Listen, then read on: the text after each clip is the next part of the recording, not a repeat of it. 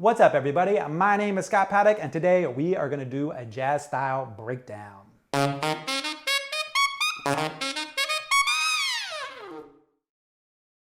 In this tutorial, I'm going to show you step by step how to make a jazz phrase sound a whole lot more interesting just by bringing out the right stuff. The phrase that we're going to talk about is an exercise that I wrote out over the first 4 measures of the jazz standard I've Got Rhythm.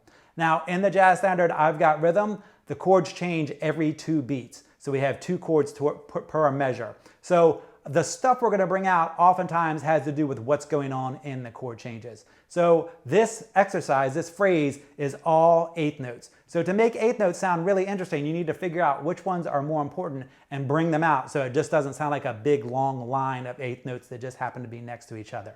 So if I play this phrase and I don't bring out anything, I don't make anything stronger, it just sounds like it's meandering through a lot of 8th notes. This is what it sounds like.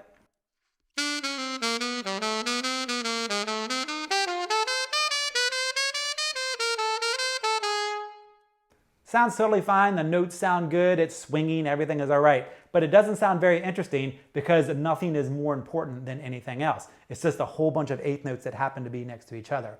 So how do you figure out which 8th notes to bring out? The way you do that is 1, you listen to what's going on in the music, and 2, you analyze what's happening in the music and try to figure out which notes are more important.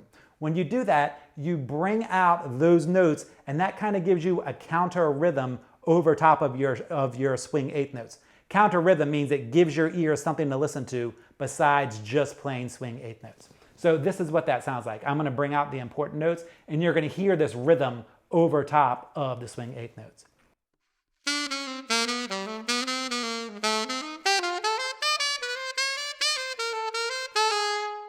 So when I do that, you can definitely hear more stuff going on than just regular old swing 8th notes.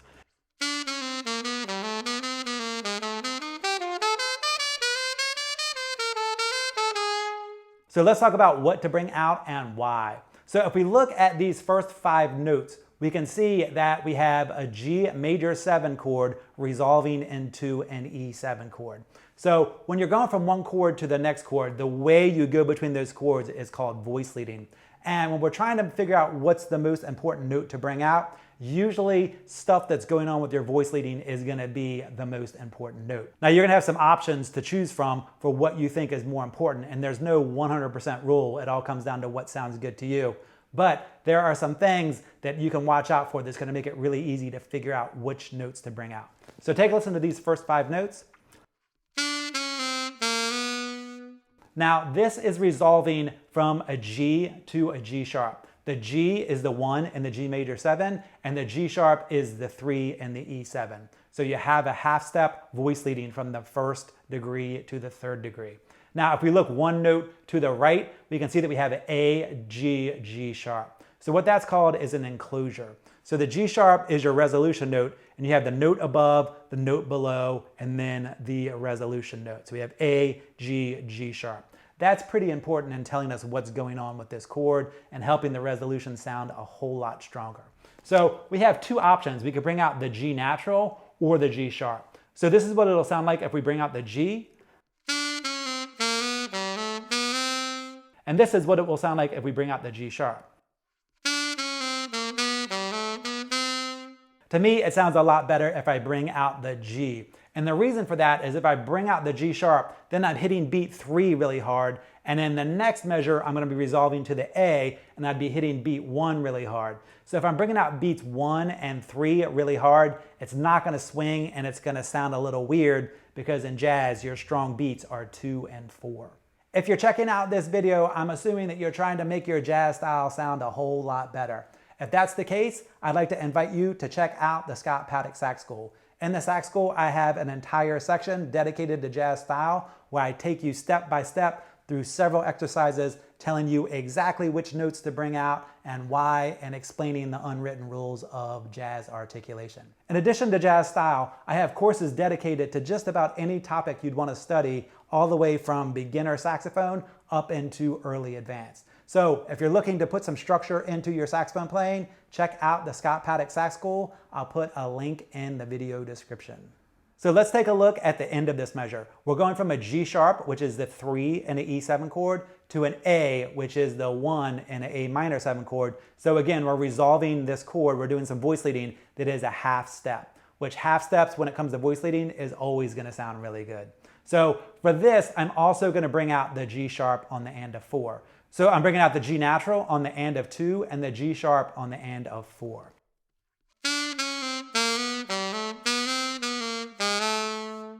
Now, if I do that in the next measure, you can hear I just played the F to the F sharp. If I do that again, it just starts to become very, very predictable. So what I'm going to do in this second measure is I'm going to bring the F sharp out and make it sound a whole lot more important. And I'm going to ghost the F natural to pull it back. And I'm doing this just so I can make the articulation sound a whole lot more interesting. So starting on the second measure. You hear that? Now, if we look at the two notes before that F sharp, so we have the G natural, the F natural, and the F sharp, that is another enclosure. So we're going above, below, landing on the resolution note of the F sharp. Take a listen to these first two measures and pay really close attention to how the phrasing changes by the notes that I'm bringing out.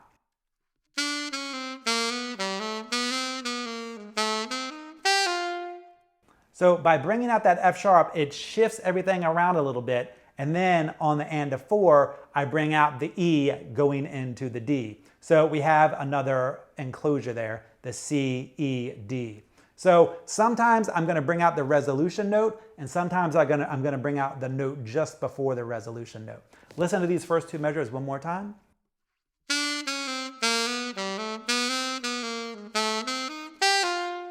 That sounds a whole lot more interesting than this.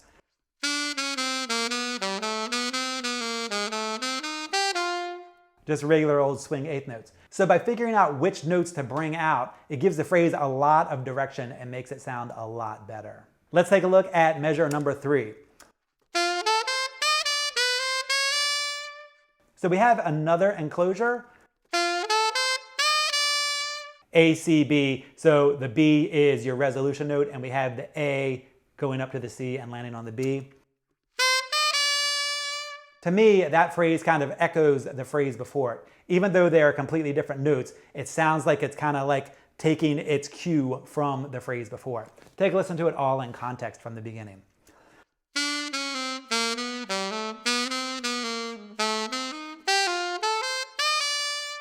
You hear that walk up? So because the two phrases are referencing each other, I want to articulate them the same way. Take a listen, and this time I'm going to add in some more notes and connect the next part of the phrase.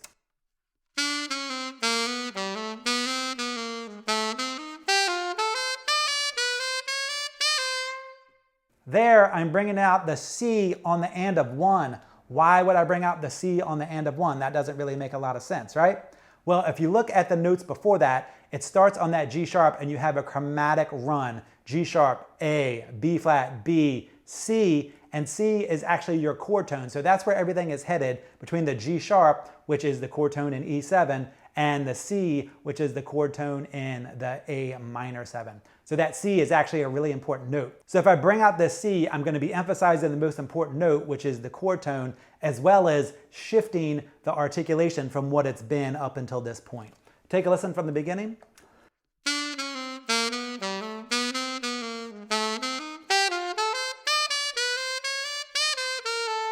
That makes the phrase sound a whole lot more interesting. If I don't bring that C out, it's going to completely change the entire line.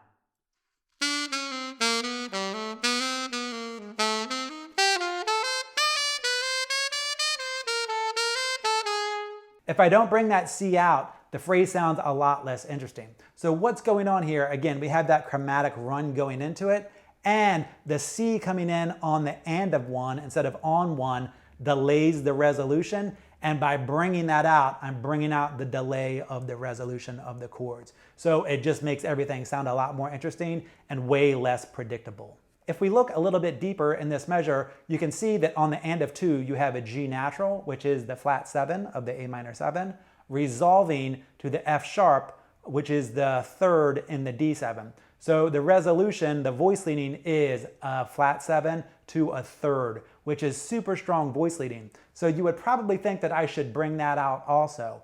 But in the previous three measures, I've been bringing out something really close to beat 1 and something really close to beat 3. Now, sometimes we're a little early and sometimes we're a little late. So I need to break up this pattern. So because of that, I'm not going to bring out that resolution. I'm going to wait until the end of the measure where I have the F sharp leading to the F natural, which is a D7 leading to a D minor 7. So by waiting and bringing out the F sharp going to the F natural, it's going to let the phrase flow a little bit more instead of chopping it up every half a measure. And it's going to give us a really strong resolution from the major third, the F sharp, to the minor third, the F natural. So I'm going to bring out that F sharp and kind of nudge the F natural a little bit as well. Take a listen to it in context.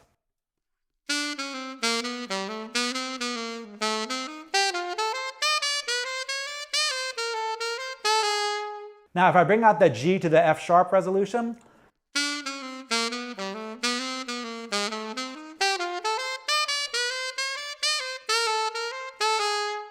it just sounds too worky to me. It sounds like there's just too much stuff in there. Because we had that delay on the C natural and we had the F sharp resolving to the F natural by a half step, the D7 chord going to the D minor 7 chord, if we skip that resolution from the G to the F sharp, it's just going to sound a whole lot more natural and flow a lot better. Now that we've analyzed the music and talked about all of the notes to bring out, take a listen to it one more time.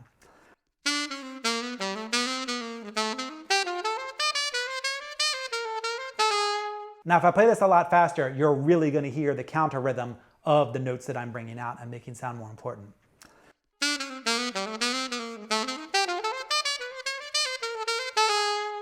Which makes the line sound a whole lot more interesting than this.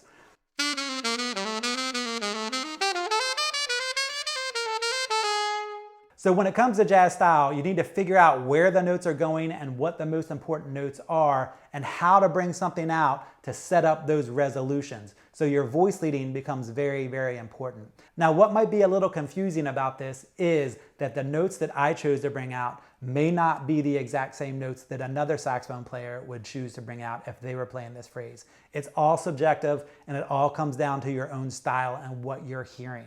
So I'm showing you what sounds and feels good to me and telling you why I do it. But when you're playing it, you might hear something a little bit different and want to bring out some other notes. And that's totally cool. You should come up with your own style, but I want you to really think about what's going on with the notes and what you can do with the phrase to make it sound more interesting just by using some articulations or leaning into some notes. That's what style is when it comes down to it, which is just figuring out your own voice and figuring out what sounds good to you.